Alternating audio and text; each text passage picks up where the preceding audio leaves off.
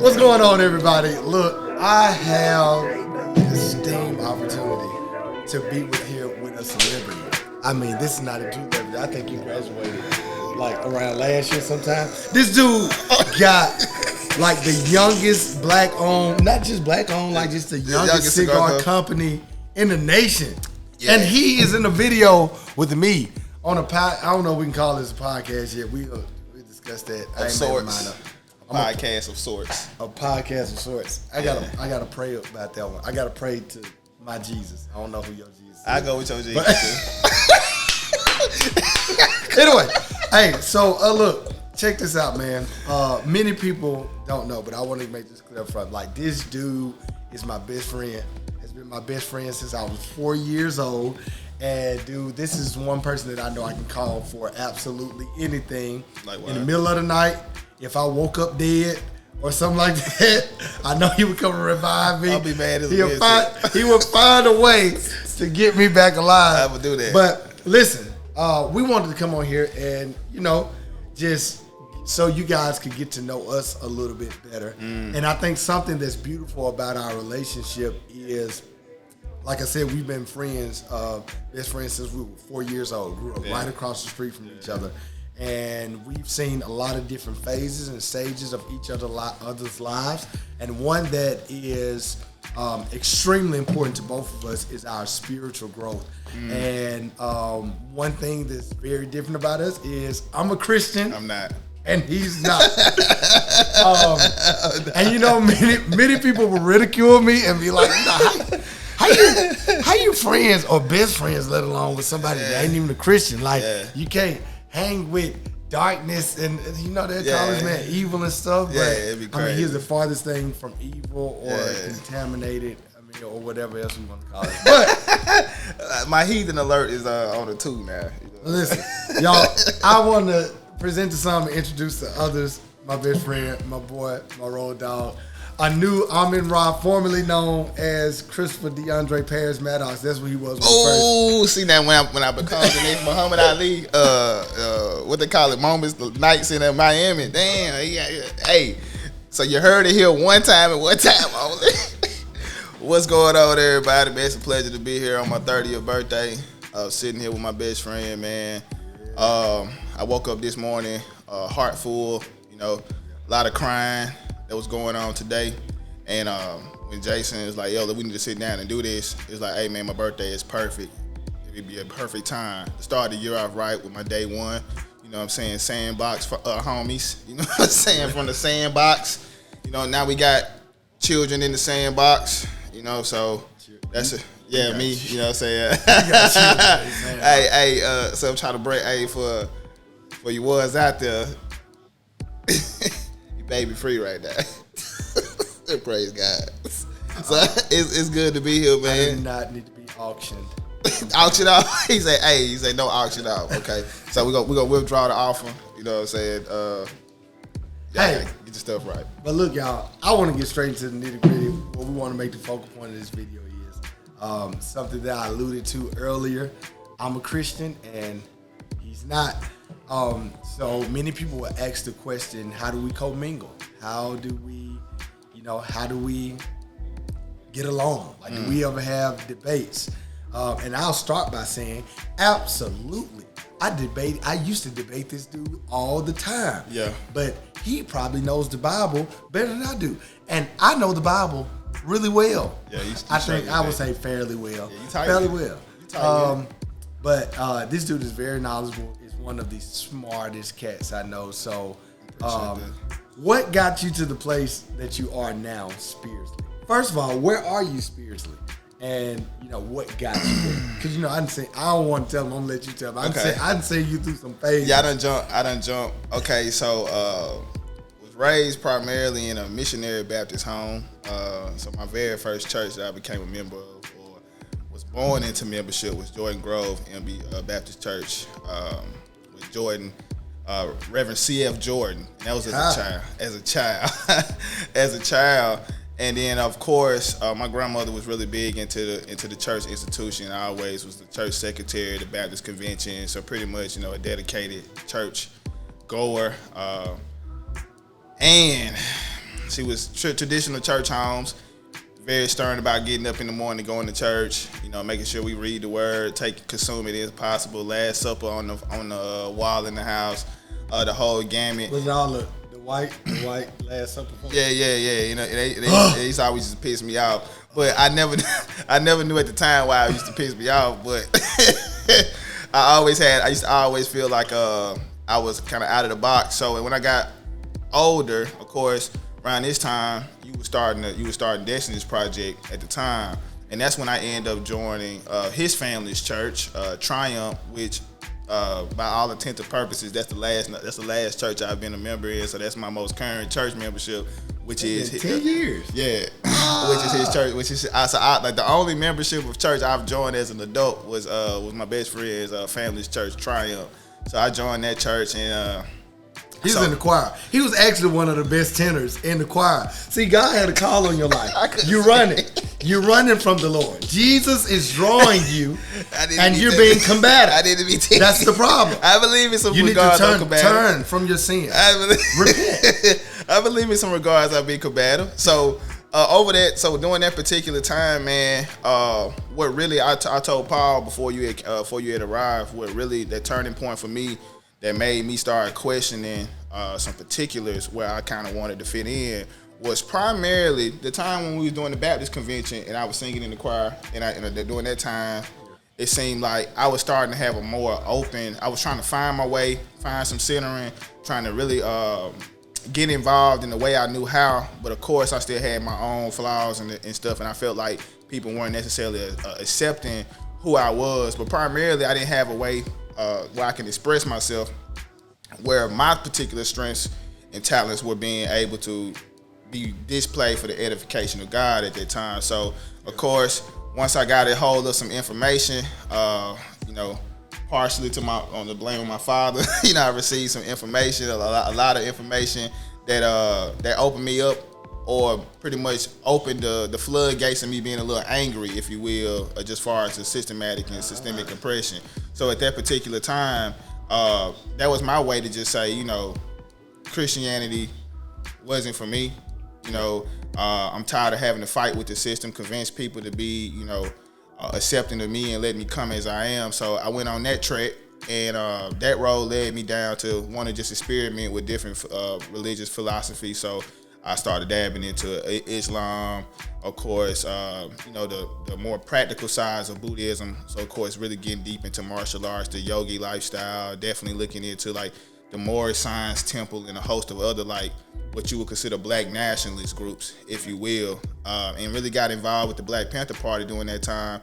And more, I accepted the rationale that God was a woman, and a black woman in that particular state, and that's what I stuck with from a long time. And into a decree, I believe that still in the physical manifestation of God, rather, just from being able to witness childbirth and just the glory of that, man, being able to kind of sit through that, dog. That was, and it changed my perspectives. But now where I totally stand, man, I am for the ultimate edification of black people, however we can receive that. And I believe that no matter what religious literature that we will follow in particular, that we all worship the same God, and that we should be able to display that with the talents that God give us. And that's kind of where I'm at now. So I'm not necessarily, I still read things, I still find particular things that speak to me, like just even something just as childhood that came back up.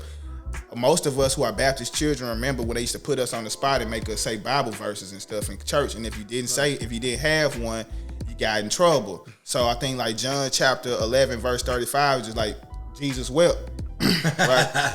And that's still my jam. You know what I'm saying? Today on my 30th, I started my 30th weeping. You know what I'm saying? Crying. And not necessarily being able to source those feelings, but just kind of letting those feelings sit aside me. And even still, just a little funny moment of me trying to get a piece of candy in church by having a Bible verse to say, I always knew Jesus wept.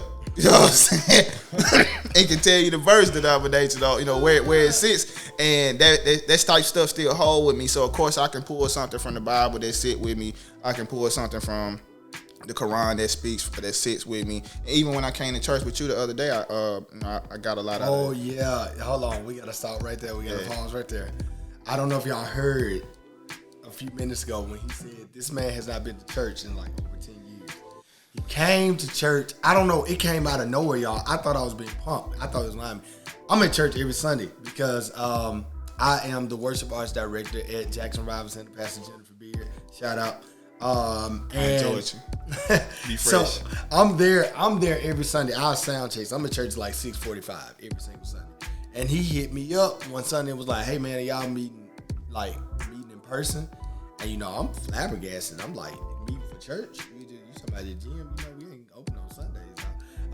But he was like, yeah man, for church. And I was like, yeah, you supposed to sign up, but I don't think they're turning anybody away, and we always have available seats. So I was like, man, come on. And yeah, he actually did come to church. In my mind, that was a humongous step. Because I have not seen this dude in a church since Jesus was a boy. And that was a long time ago. A long time. Definitely. So what did you get out of that experience that day? Oh man, so one, major shout out to Jackson Revival Center. I had my theories about church, and I actually, a lot of those initial things that I experienced a while ago attending church, I'm seeing that churches now are kind of getting ahead of that and not using that. It's not a way for people not to feel they can't come. So I enjoyed it. The organization of the church was real good, very, very clear and concrete far as, you know, what the church is doing and how it's involvement in the community, and and literally allowing people to have this outlet. So I really like that. I think that the fact that the churches has a younger environment is cohesive. The younger people have a big strong stand in church, and I found that beautiful. Young people being the ushers, young people singing on stage, leading the worship. You know, the whole gamut, which I definitely appreciated. And the service, actually, man, you know, Pastor Beard, man, she always fresh to me. She would give me that old Southern Belle vibe, and I like it. I like it a lot. So I received, the message was positive, man, and particularly for me, man, what I wanted to do, I didn't want to get into the phase in my life where I believe that the only things that I could support are the things that I support, if that makes sense. You know, sometimes, you know, if I could be there for you, I wanted to make sure I can be there. Even if I thought that it may make me a little bit uncomfortable, you know what I'm saying? If it's for you, you know what I'm saying? I always felt that as a brother, I'm going to show up for that and, you know, give you your flowers, and then I can, of course, receive some stuff for that. Because we had a good conversation on the backside of that. If I had not even shown up to the service, we had never been able to pull that ideal out the sky, which I believe is divine alignment. But particularly the reason why I wanted to come, man, was for my own personal atonement. Yeah. Honestly, man, I got so resentful to the church over the last 10 years, to the point where I singularly at one point tried to blame the church for the problems in the black community. You know what I'm saying? Like, just like singularly, you know, because that's where all the black people kind of take their traumas to, is the church house, or you know what I'm saying? And I was like, okay, well, and I blame people for that. I blame people. I blame the institution for that. And what I found out is, even on the hotep side of things, you know, with your brothers who don't claim to support Jesus or believe in the narrative, or don't believe in Islam, don't believe in none of that, they still have their flaws that I believe they should have atonement for too. And just for me to be back in the place, man, and to pretty much receive the place for what it was designed to be, you know, which is a worship center. You know, that's what it's supposed to be, not political. And it wasn't any political rhetoric in the church. I didn't hear anything that was making me feel like I was getting swayed to do a certain thing. It was just a good, wholesome message that was good to the spirit, and it was actually something for me too to pull the trigger. Because, you know, of course, man, even with me trying to go back to the gym, You know, I was like, I want to get in the gym. I'm seriously gonna do this time. You know, and to make that sacrifice. So I even participated in the consecration that Pastor Beard had put. I did the whole thing. How you do the whole thing? We still in there. No, I did a week. We still in there. I did the week that she talked about. Well, you got the rest of this week. Oh, nah, and the rest of this week over with. Last week was the first week. I did the whole week on that Sunday. How did it make you feel? I'm interested. Oh man, actually I feel refreshed, man. Honestly, for me, of course, being in the cigar business, and I like cigars, and I would, of course, having the growing family and stuff. I hadn't taken a lot of time to kind of just fast or just kind of get my thoughts and stuff in motion. But I remember I told you in October that I had took like a little spiritual fast, more so for my health is concerned. I was like, okay, I need to get in shape. I need to, take care of my body better, and it'll help me be more productive. So I did that in October. But just to kind of really take a lot of this soul food I got from that service, I wanted to take that momentum throughout the week.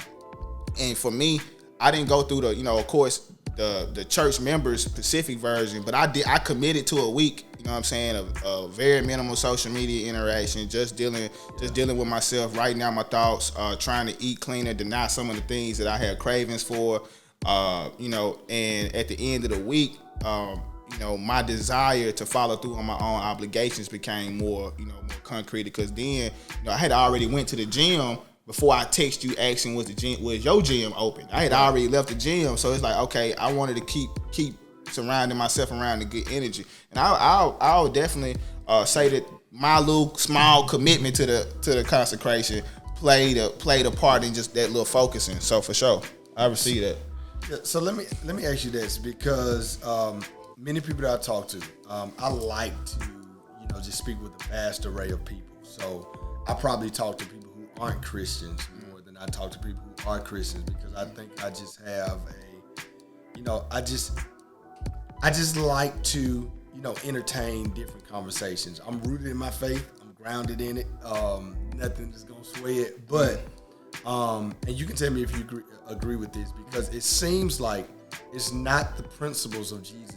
It's not the principles that Jesus Christ displays and kind of provokes people to enact. Mm-hmm. It's not the principles, because it seems like just from a basic moral level, everybody has those same principles. Mm-hmm. Like I think about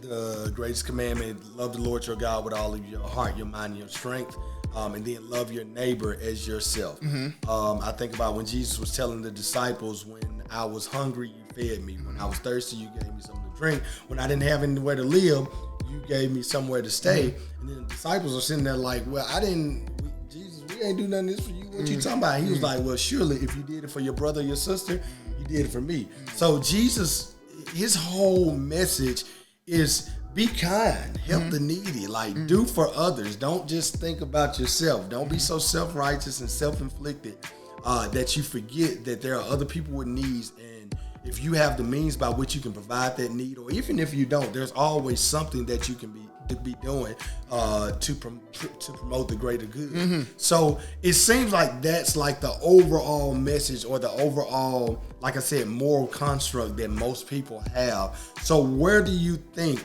or I think that most people's problem with Jesus Christ, or most people's problem with Christ, is Christians? I don't think most people's problem is with Christ is a problem with him in and of himself. I don't think most people, I think just the whole popularization of the church and just different elements that follow that whole popularized narrative. I think that's what kind of sways people into other directions, because even I heard you say there were different things that ministers swaying people to do stuff. And I think we put a lot of like emotional and mental bandwidth into men and not the creator. So with that said, do you think people's problem is more so with Jesus and the Bible and the Word of God? Because it does say, in the beginning was the Word was with God, and the Word was God. So Jesus is his Word. The Bible is all encompassing of who the identity of Jesus. So with that being said, do you think people's problem is more so with him or with the modern day church? Okay. And people who are in the church. Okay. All right, on the Hotel Brother side of things. Because we are the church. The church. Right. Yeah, for sure. On the Hotel Brother side of things, I would think that the generalized conclusion is the entire text, if you will. And then I believe on just the generalized side of things, I believe that the first precursor to trying to seek out what they consider that to be the truth or not is based on their feelings from the church and now and the Christians in the church. So for my personal variable, I always felt that, okay, now pre-warning everybody, this we finna go a little surface, a little deeper surface. I'm gonna give you some transparency so you kind of figure out why me and Jason so cool, how we be able to get through this. So essentially, it was one day in church. It was actually Jason's first, the Destiny Project first concert, the very first concert that they did, right? And I was so happy, right? And I was so happy for another reason. Like I was happy, you know what I'm saying, that my partner was able to. We had a conversation in the car, man. You know what I'm saying? And for him to take something from the car to all of these people coming in here to worship, you know what I'm saying, after seeing what he had put together and people were able to trust the guidance and stuff.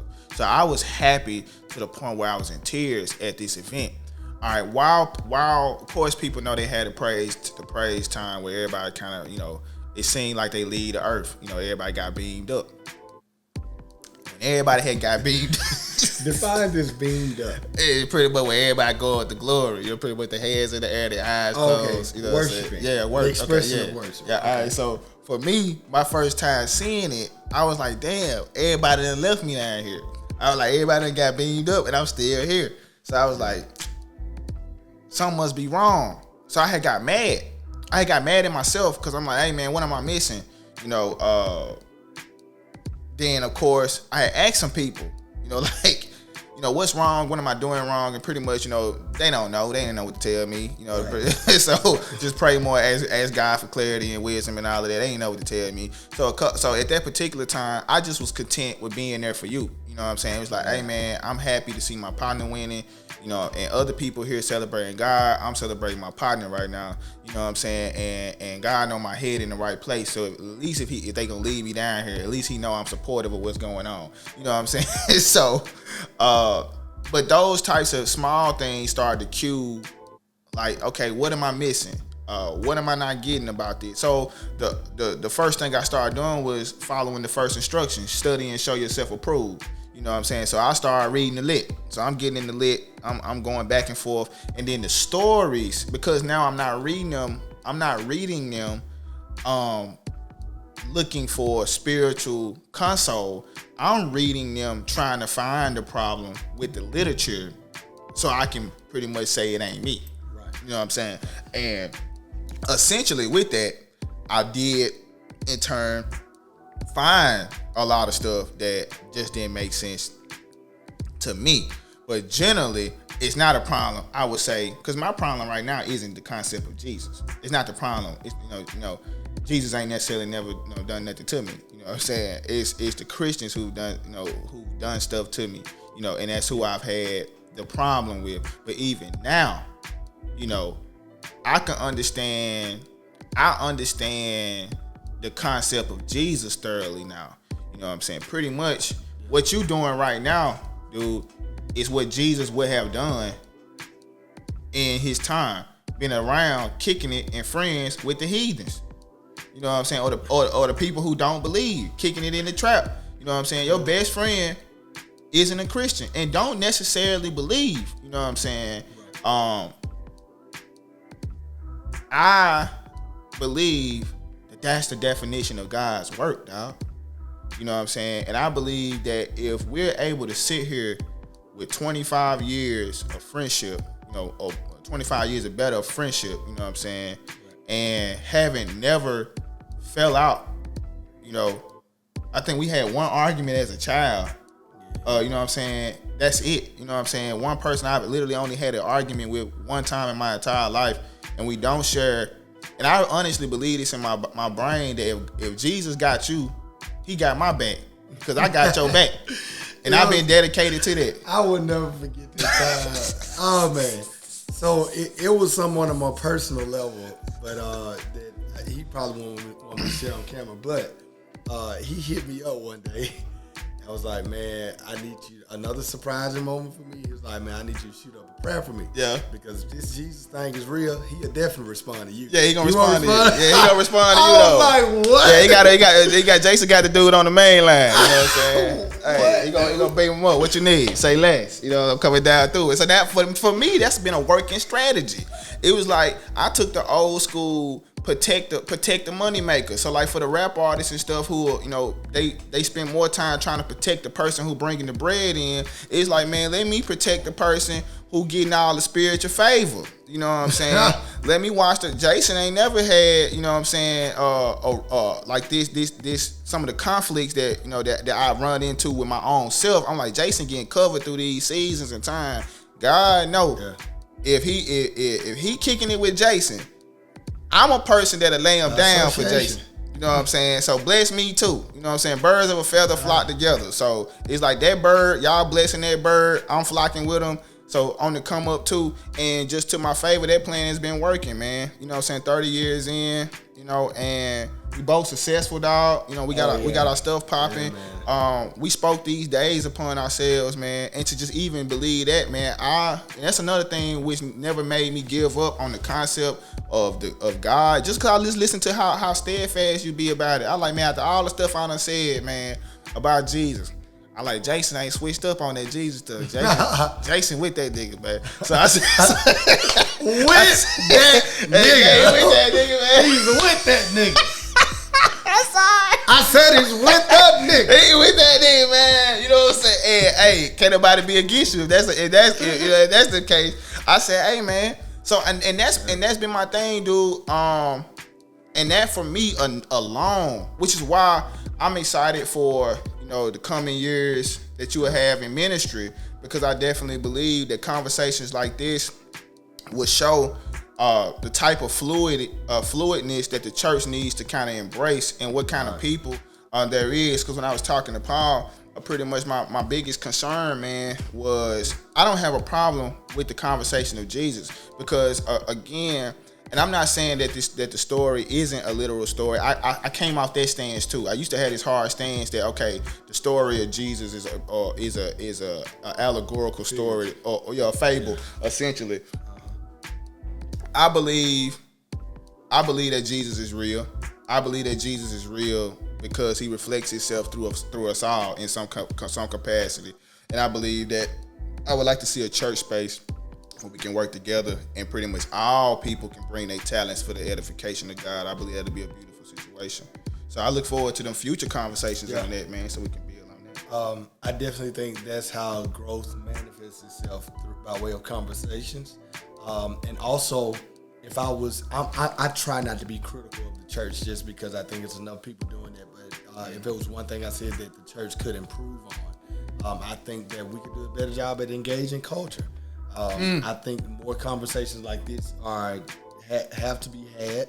You know, with us in the information age, millennials are fleeing from the church in the droves. Like they ain't here for it. I don't know why folks be like millennials are flocking back to the church. I'd be like, what? Yeah, what statistics? They going in the other way. So yeah, man, they're becoming more enlightened, and you know, they have access to so many different things to choose from. So, but you know, conversations like this are essential, and I think it's really important. And I think we may have helped a few people out there who may be struggling with this. Maybe you're on the end of the fence where you are rooted and grounded in your faith. You believe that Jesus came to this earth. He lived a life that we could not live, died a death that we didn't deserve. Then he resurrected so that we may have life, not that we may just have life, but we may have it more abundantly. Now we rest in his grace and his favor as we matriculate through this life. Or you may be on the side that just says, try Jesus, don't try me.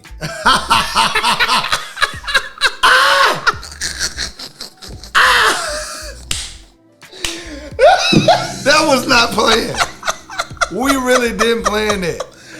Yeah. But whichever side y'all are on, just know that, you know, relationship is essential. Friendship is essential, man. I'm not gonna lie to y'all, and I don't care who judges me for it. I literally don't think whichever way this man goes, I'm not gonna say I know that our friendship, our bond will never be separated, man. There's so many members that I can't begin to tell y'all. We'll be on here another hour. Yeah, 2 hours, man. We done it, man. We done seen the sights, bro. Yeah. I'm grateful for you, bro. How can we follow you on social media?